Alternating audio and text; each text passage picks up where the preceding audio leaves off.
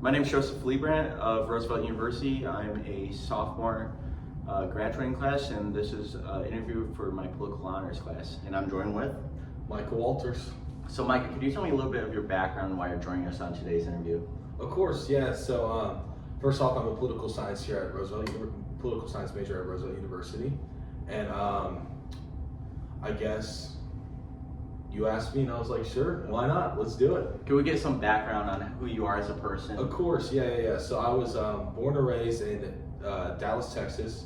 I lived pretty much in a middle class kind of like suburb life, like my whole life. Definitely see my struggles of the middle class, and kind of seeing my parents kind of live paycheck to paycheck sometimes, and just kind of feeling that as a kid. And so yeah, and so I feel like that's definitely kind of made my kind of what I believe in now, kind of reinforced what I believe in. So yeah. So to add to it, what do you believe in now? What political party do you think you most associate with? What are some of those issues that really make you feel basically a part of that party? So whenever you're talking about political parties, that's not something I really like. Okay. I don't really I just don't match well. In my opinion, I'm a moderate. I'm definitely more moderate than swinging both ways. I think that there, on both sides, there's things that they need to improve in, things that need to get better. But I'm definitely more of a moderate when it comes to just voting and just how I think. So would you consider yourself, if you had to today, a Democrat or Republican? No, I would definitely consider myself an independent voter. Independent voter. Yes, and I'm going to do my research, and that's who I'm going to base my research on, who I'm going to vote for. So as an independent voter, when you're hearing these political candidates talk, such as former President Trump and Vice President Kamala Harris, when you hear some of these issues being talked about, such as the border crisis, how immigration is running rampant, the economic inflation that we're facing as a country, what issue really basically makes you as an independent voter be like, this is my candidate this election? I mean, in my opinion, there's a ton. Especially this election. This election is one that's very interesting, and I think it's very particular because this is it's just very interesting to see. I don't know if it's happened before, but a vice president. I think it's the vice president kind of, I guess, stepping up for the current president's re-election. I think that's something that I don't think it's ever been seen before. I think it's very interesting, and I also think. What was your question? So what issues do you really associate with your candidates? With former President Trump and Vice President Kamala Harris, when you're hearing these campaigns, we just had the Democrat National Convention here in Chicago. Yeah. When you're hearing all these issues being brought up, which ones do you associate with most as a middle class, moderate voter such as yourself, who honestly is basically the swing state voter that both candidates are trying to vie for right now? So kind of you're asking me who do you think I'm more in favor of right now? I would say, what issues do you gravitate towards more when you're choosing which candidate? I think right now, currently, I think the biggest thing right now that we need to be looking at is basically just how expensive it is for a common person to live in America right now, and especially in big cities like downtown Chicago, where everything is much staked at higher prices, and it's just not good. It's honestly just not good at all for people living right now. Another thing that I'm very interested and concerned about is, again, what you said, what's going on at our border right now, and kind of immigration policies is another thing that's very interesting, and so that is very, I guess, just concerning. And then also kind of just to tie along what I talked about first time is, which person is going to truly help Americans and truly bring back money and assets to Americans? And I'll follow that up. Which candidate do you think that is right now? For right now, I'm still definitely a swing, but there's definitely I still doing my research. Right now, it's going to be Donald Trump. So how do you feel? I know you mentioned it previously, how we've never had a vice president at least step up for the incumbent Joe Biden. How do you feel about how that process went down as a voter? How do you feel that, as some people say, their votes were possibly disenfranchised in the general election cycles, just for them, or primary cycles, my apologies, then basically choosing her at the DNC convention essentially unopposed as a candidate? How do you feel about that as a voter? How did that make you feel?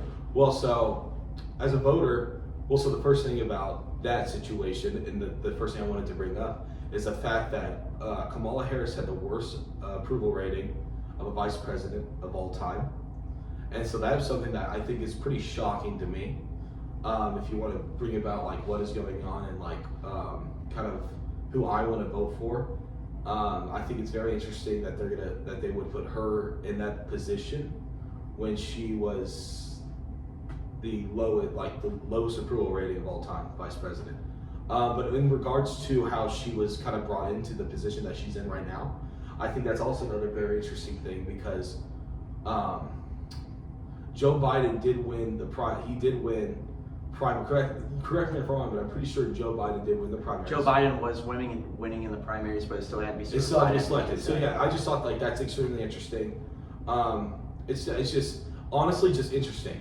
Just very, very, very interesting. I'm not saying that in a bad way or in a good way. I just think it was very, very interesting. As you said, you're most likely, as of today, if the election was today, you're voting for former President Donald Trump. If I had to go on the other end of that spectrum, what issue do you agree possibly most with Kamala Harris and disagree most with Trump on?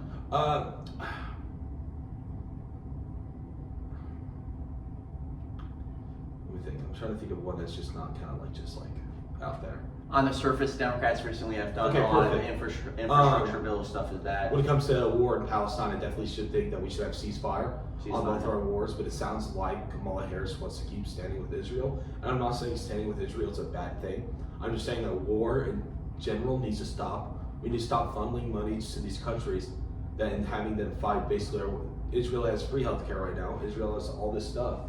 And we are still funneling millions of dollars to them. It was horrible what happened to them. I think there's lots of lives on both sides. It is a war, but there needs to be ceasefire that is found in both Ukraine and the Palestine war going on right now. So that's definitely something that's very, like, I guess, scary too, because I think Donald Trump is very pro-Israel as well. So that's something that I find very, like, concerning. Like, there's already been a ton of civilian lives lost, and I don't think more civilian lives lost is really the resolution to anything. So you would say, as a candidate, the policy you most agree on with Kamala Harris is her stance on standing with Israel, such as former President Trump has also stood with Israel, but you would still like her to pull out from that. I think she's talked about, because her position against, I think she's trying to aim for a ceasefire. I think she has talked about that a few times, about a ceasefire.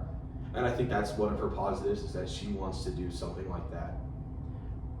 So I have one more follow-up question. That you mentioned previously that you were more of an independent, moderate voter. Yeah. Basically, election, you're more of a candidate than party person. Mm-hmm. Do you think that's something that's maybe possibly wrong with the American political system, where you have to have all these issues shoot in on 100%. one bill? 100%. And do you think there's room for a possible third, fourth, fifth party, stuff like that? Or do you think just one more third party that represents more of the middle-class voter? No, I think that the current political, and I know this is for Ferris's class, so we talked about this. I think the current political spectrum is completely ridiculous.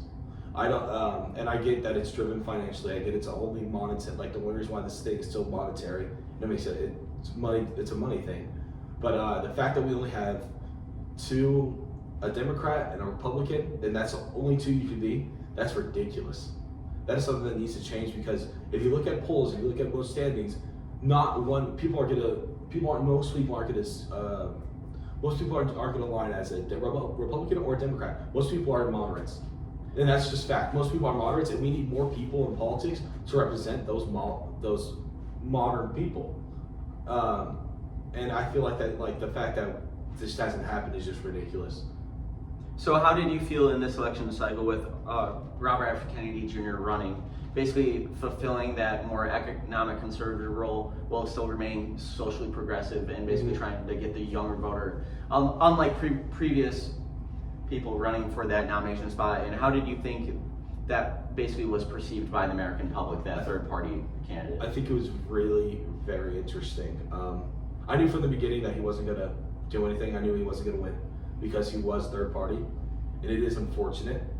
And it's also unfortunate that he was trying to run as a Democrat for the past few years, and the Democrat Party would not let him because he didn't fit their criteria.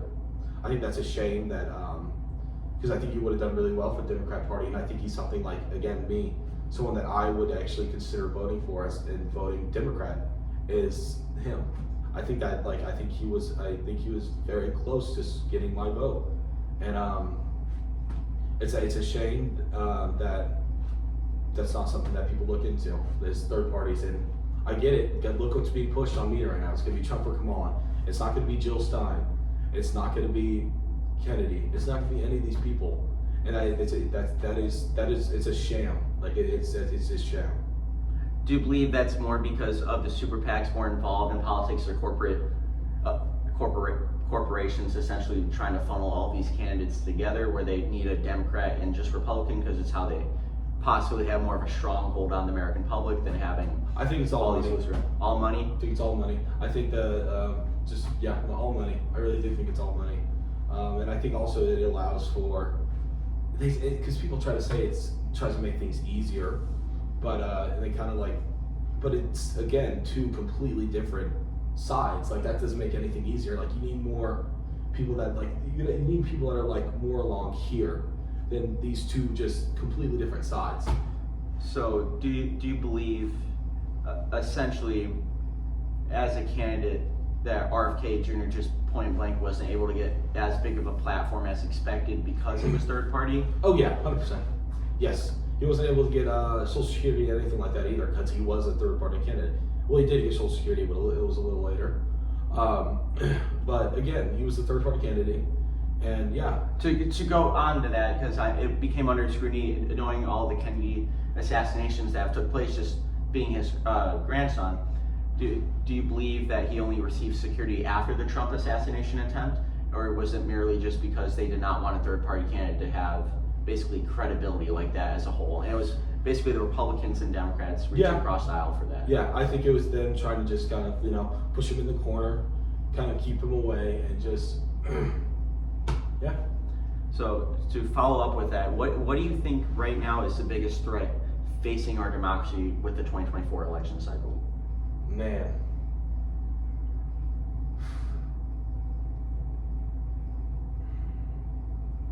Honestly, in my opinion, the 2024 election cycle is that I think our biggest threat to democracy is biased news sources. And I think, what are you talking? Fox News, CNN. I think news is something that shouldn't be biased at all. I think I think the news is somewhere where you should just be informed. And it's not, you're not looking to, and what I see in a lot of news agencies today is news are trying to win over people's political opinions. News is like CNN, ABC, with people saying that Kamala Harris was the worst vice president of all time, but are now praising her. It's just that stuff just doesn't make sense to me. And I think it's very, very wrong, because I think that on both sides there's a lot of lies being told. And it would just be nice if there is, and it doesn't matter if it's conservative lies, if it's liberal lies, if it's progressive lies, it doesn't matter. The lies needed in politics need to stop. That is a threat to our democracy, and I think that there should be more punishment to lies, to people that are straight lying to the public. To add to what you just said, how do you think that punishment would take place? What can we do for the biased news media to make it stop happening? Or would that be almost too much government control over our news media? I think that I'm not sure, but I'm assuming our news media right now is being funded by politician money. Especially, it depends on which news station you watch. But maybe to, I guess, enforce that this stuff doesn't happen is to take away some of that monetary gain, and or maybe just restrict them as well if they keep going that way. Because again, the lies just need both sides, lies just need to stop. And the manipulating of people in politics, it's insane. So are you essentially proposing some type of law or action to basically take money out of politics as a whole? Yeah, that'd be great actually, yeah. It'd be awesome. How do you think that bill would be rolled out, or would it isolate the lower class from running into politics, or would it? I don't think it would ever happen. You don't think it would ever happen? No. Because a lot of people in politics are only in it for the money and not in it for really the good of America.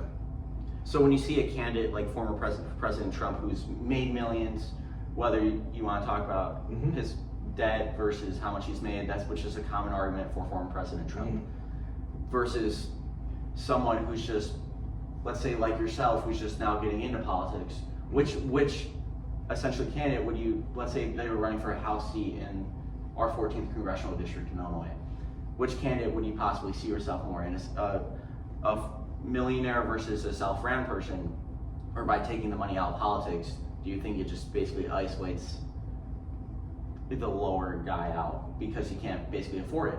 Because a lot of them have to. I think there's always chance for like lower people in politics because eventually they will receive, if they have a good plan, if they're actually able. Politics, in my opinion, is all about selling yourself. If you can sell yourself, you'll be a successful politician because you will get funding, you will get the monetary needs of that. And if you look at a lot of politicians, not like, yeah, there's some that are wealthy coming out of it, but there are some that are not wealthy coming out of it, and that have made it off of just fundraising and kind of just like donations to their campaign and stuff like that. Then when we talk about campaign donations, to just get back to the campaign topic in general, who do you think will win the 2024 election, and why do you think that is?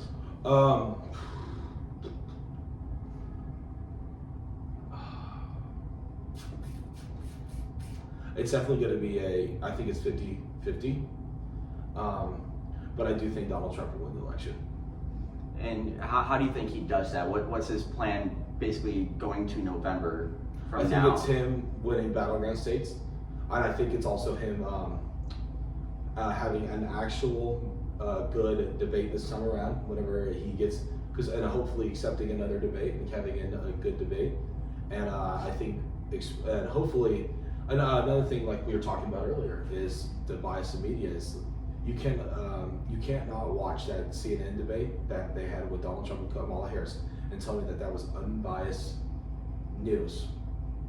When Trump was getting fact checked 30 times and Kamala Harris maybe got fact checked once, which is ridiculous, absolutely ridiculous. If you, and in my opinion, you should if you want to hold a debate, hold it on. And I thought this, whatever you think of Elon Musk, I know he's a very controversial guy right now, very controversial. But this idea, you can hold it on Meta, maybe Facebook with Mark Zuckerberg, and just have kind of a debate where there's no, maybe one or two moderators, but the people that are asking questions are people in the comments. People that are asking. So you're essentially proposing more of a town hall style of debate for the American voter. Yes. So based on our just talking about debates, coming up on Tuesday, we have the vice president debate. Yes. Do you believe that J.D. Vance was a good candidate for former President Trump to choose, or was he maybe too much of a polarizing figure? J.D., good old J.D. I definitely think he's definitely polarizing. He's very interesting, and I also think it was interesting that he didn't like Trump from the get-go, and he has said multiple things about him that he didn't really like. But yeah, then again, that's really all I can say about J.D. And how do you feel about Tim Walz being Kamala's? Tim Walz is very interesting because he has supported a bunch of things that Kamala says that she will not be supporting. And when Kamala, again, she had the opportunity to pick a vice president, someone like Shapiro in Pennsylvania, and someone that I thought would have done a decent job. It would have been more of a, I guess, liberalist when it comes to, in my opinion, Tim Walz is more of a progressive, and I feel like that's also scaring a lot of just middle voters because she picked a person that is progressive, and a lot of people are calling her ticket one of the most progressive tickets ever. So for middle ground voters yourself, you have, let's say you're undecided, don't know a lot about politics. How important is it to vote this year? Just some background in former President Trump facing basically a lot of justice cases right now in the courts, which you can drum up to however you want it, but to an undecided voter, maybe they see that, versus you seeing right now Kamala Harris's and Tim Walz's ticket, which is a very progressive ticket, and maybe you just don't see yourself with them. Yeah. How important is it still to vote this year and get informed on that type of topic? Voting is one of the greatest blessings we have as Americans. It doesn't matter who you vote for. It doesn't matter what you believe in.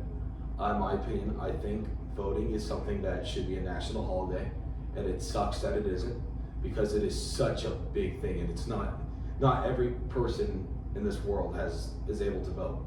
Not every person in America is able to vote. And I think that's such a blessing, and it's such a blessing that people just take for granted. The fact that we're able to vote and elect our leaders, it's huge.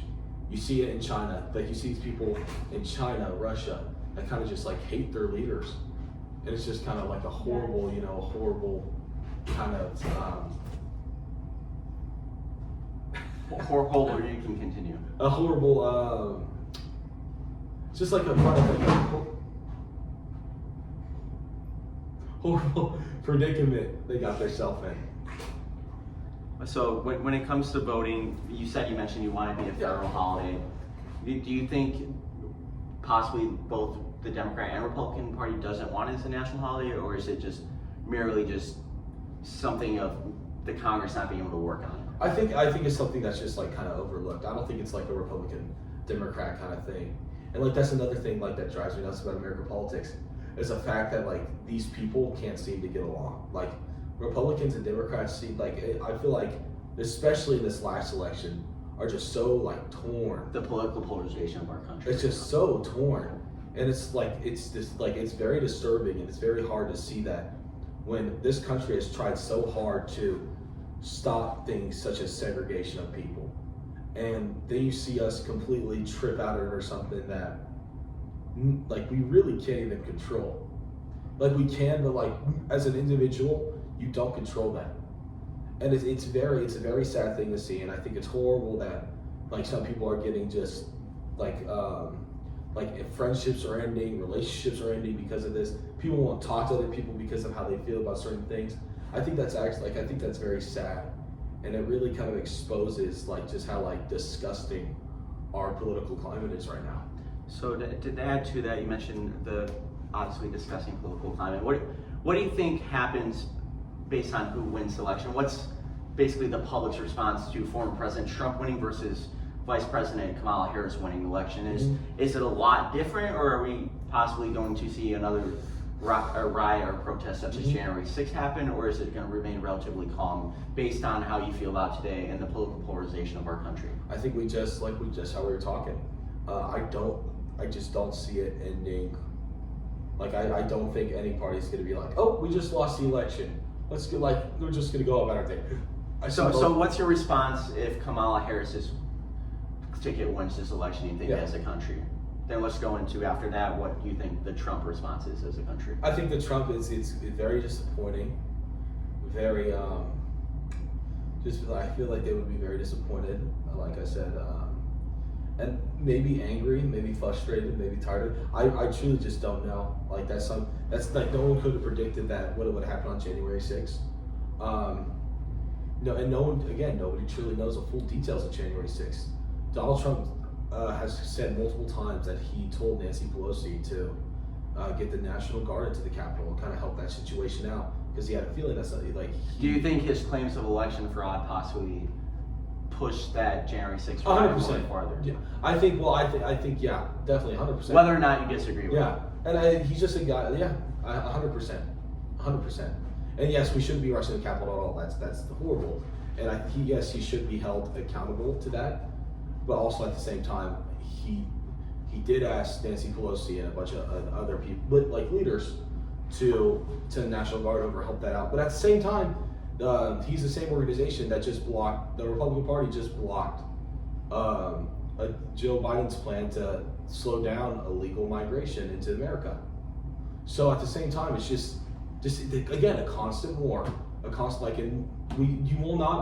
this country will not be able to get anything done if people are just keep being separate and keep being just torn up. Well, I'm Joey Leibrandt, and I appreciate Micah Walters for joining me. Yeah. And another interview after election. Let's see how this goes. Let's do it.